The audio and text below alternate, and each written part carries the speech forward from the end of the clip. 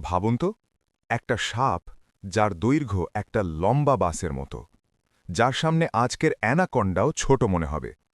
পৃথিবীতে এমন এক সময় ছিল যখন জঙ্গলের আসল রাজা ছিল না বাঘ, ছিল একটা বিশাল দানব সাপ। আজ আমরা জানব ইতিহাসের সবচেয়ে বড় সাপ নিয়ে, টাইটানিয়াম বোয়া।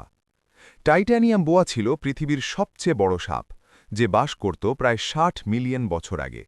ডাইনোসররা বিলুপ্ত হওয়ার পর পৃথিবীতে নতুন প্রাণীরা রাজত্ব শুরু করে, আর তাদের মধ্যে অন্যতম ভয়ঙ্কর শিকারী ছিল এই সাপ। এর বৈজ্ঞানিক নাম টাইটানোবোয়া সেরেসোনেন্সিস। এর আকার শুনলে মাথা ঘুরে যাবে। এর দৈর্ঘ্য ছিল প্রায় ৪০ থেকে ৪৫ ফুট, মানে একটা বড় লম্বা বাঁশ বা ট্রাকের সমান লম্বা। আর ওজন ছিল প্রায় ১ টনের কাছাকাছি। এর শরীর এত মোটা ছিল যে একজন মানুষ দাঁড়িয়ে থাকলে তার চেয়ে কয়েক গুণ বড় দেখাত। এটা এখন পর্যন্ত আবিষ্কৃত সবচেয়ে বড় সাপ। ২০০৯ সালে বিজ্ঞানীরা প্রথম এর জীবাশ্ম খুঁজে পান কলম্বিয়ার সেরেসন কয়লা খনিতে। এই আবিষ্কারটা শুধু একটা সাপের জন্য গুরুত্বপূর্ণ ছিল না। এর মাধ্যমে বিজ্ঞানীরা বুঝতে পেরেছিলেন যে সেই সময় পৃথিবীর আবহাওয়া ছিল অনেক বেশি গরম এবং আর্দ্র। কারণ এত বড় সাপ বেঁচে থাকতে হলে উষ্ণ পরিবেশ দরকার।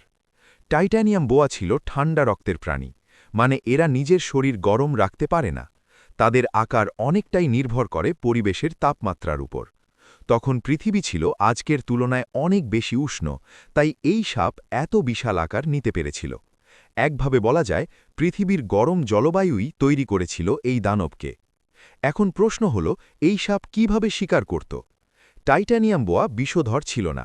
এটা শিকার দৌড়ত আজকের পাইথনের মতো। এরা শিকার করত বড় কুমির, বিশাল কচ্ছপ আর বড় মাছ। এটা শিকারকে কামড়ে ধরে পিঁচিয়ে ফেলত তার চারপাশে, আর তারপর এমন শক্ত চাপ দিত যে শিকার শ্বাস নিতে না পেরে মারা যেত।